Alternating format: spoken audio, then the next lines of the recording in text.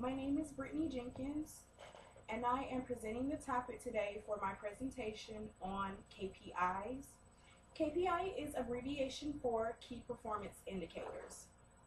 If you've ever managed a team, if you've ever been part of a company, a corporation, or organization, then I'm sure that the term KPIs is something that is very familiar to you. I'm sure every company has KPIs.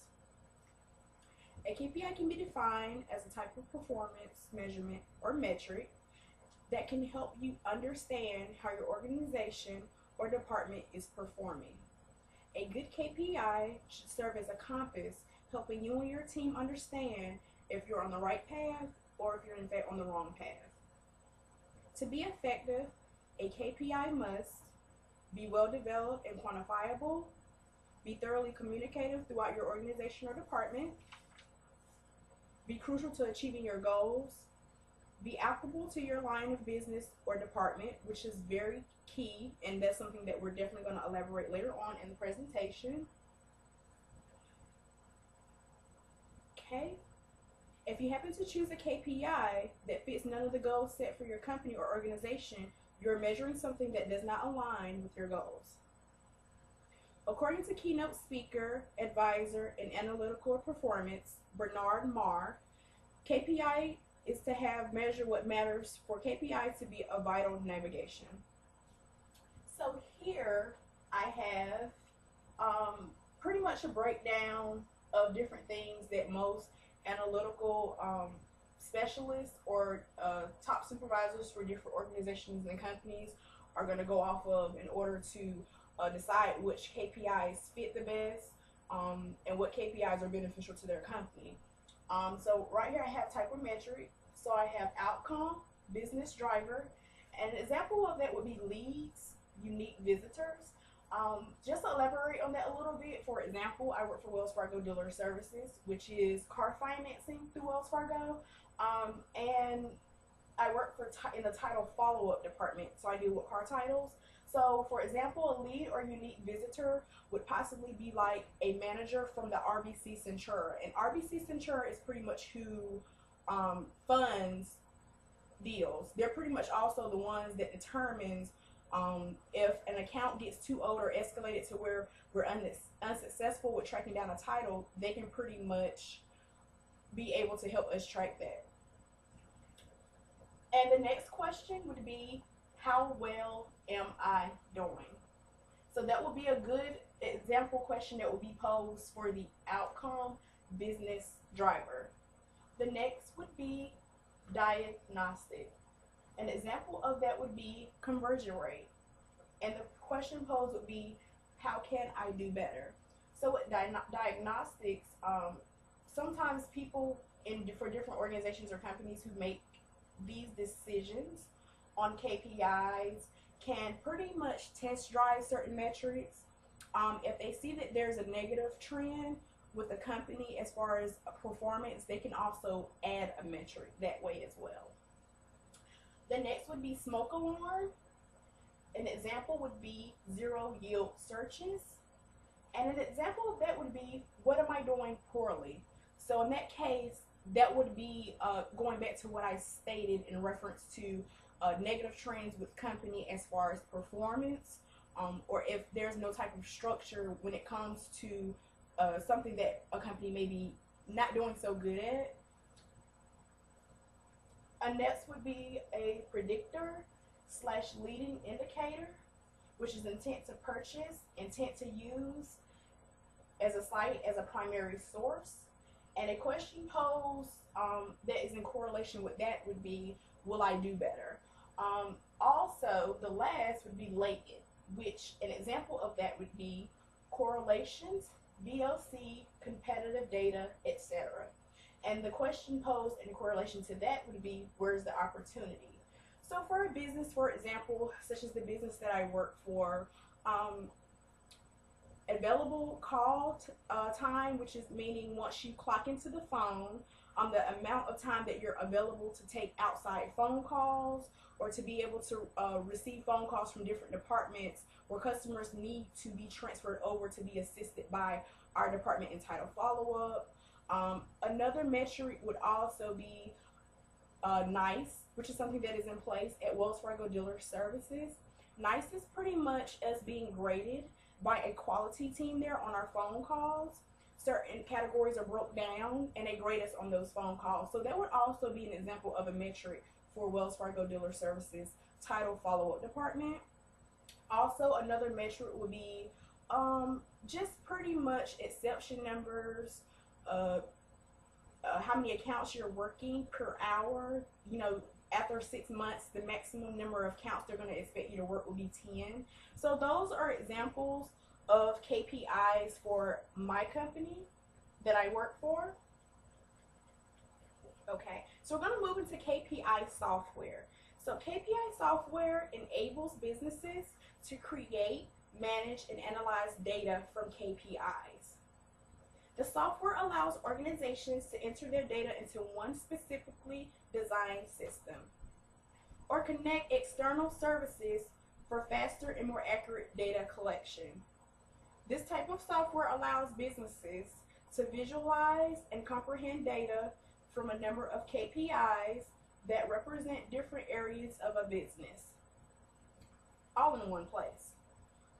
Companies benefit from KPI software through faster and more accurate data collection, instant reports on performance, and alerts when a KPI is over or underachieving. KPI software centralizes business data while simplifying real-time reporting to always give them a competitive edge. KPI software increases data visibility as when it is in the cloud as it is mobile. So that would be referring back to like backup storage for an iPhone, just to pretty much simplify it into more of a modern day example of technology nowadays. So we're going to break down into type of KPIs. Now, I did elaborate on KPIs just to give an example of the KPIs that I have to meet, my company and my department have to meet. But there are different KPIs. There's sale metrics in KPIs. There's even retail metrics in KPIs. There's marketing metrics. There's supply chain metrics, help desk metrics, which help desk can be for certain companies, like for instance, mail order pharmacy.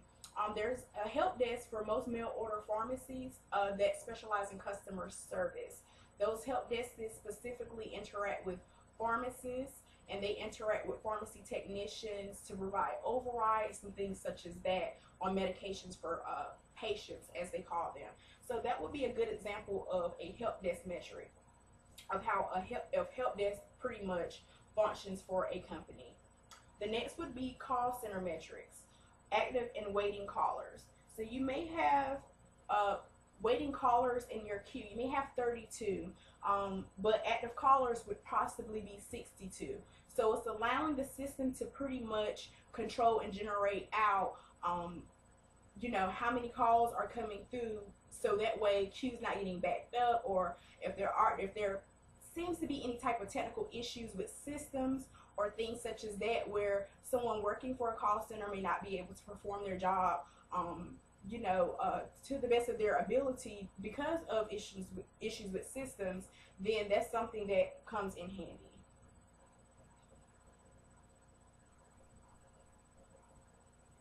Okay, all right, so I'm gonna take a flip here.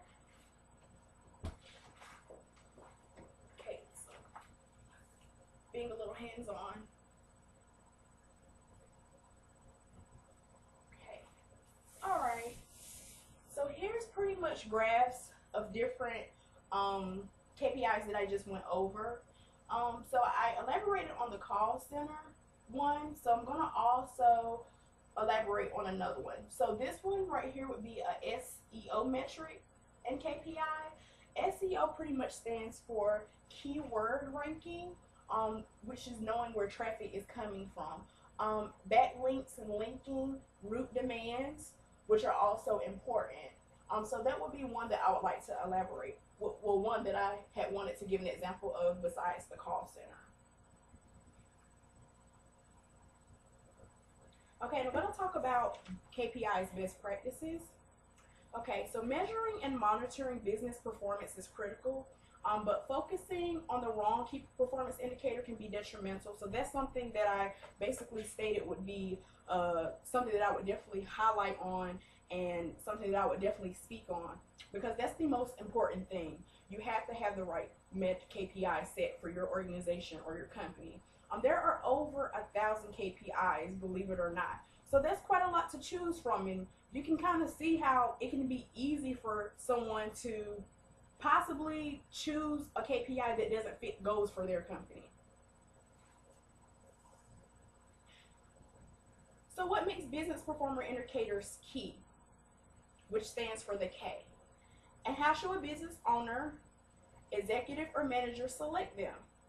There are 6 factors that separate effective value-creating KPIs from detrimental value-diminishing KPIs. The right KPIs for your business should follow these KPIs best practices. So the first would be alignment. You have to make sure that the KPIs you're choosing aligns with the strategic goals and objectives for your organization. Attainable, which is a very important one. The KPIs you choose to measure should have data that can be easily obtained. So sometimes, for example, for my company, sometimes it can be a little overwhelming because you may think, okay, that's a metric that I don't think will be really detrimental to my growth with this department. And sometimes they listen to our feedback, for different employees on that, and sometimes they'll take that into consideration and they'll get rid of that KPI if they feel like it's not causing us to grow as a department, or it's not really causing a positive trend like they may have expected it to. Acute KPI should keep everyone on the same page and involved in moving in the same direction, which is very important. That just goes back to management, just in general. I mean, everyone has to be on the same page. People may have different views, different ethics, different personalities, but as long as everyone is on the same page, then I think that would be good. So I think on one of the exams, cohesiveness. That was one of the things that stood out to me in the readings of these chapters. Cohesiveness. So that was something that would tie in with acute. Accurate. The data flowing into the KPI should be reliable and accurate. So we have, going back to the KPI for the company that I work for, one of the KPIs, NICE, which is quality of the phone call. Did you verify all the information correctly? Did you make sure you were speaking to the right person? Did you ask them for the information that you needed to ask them for? Things such as that. It should be reliable and accurate, because that can make the difference between a company, being in the middle of a lawsuit, or, losing their reputation. Actionable. Does the KPI give you insight into the business that is actionable? Which is very important, and a question that definitely should be asked. Alive. Your business is always growing and changing, so your KPI should evolve as well. Certain KPIs that were there 5-6 years ago, they're not really beneficial now.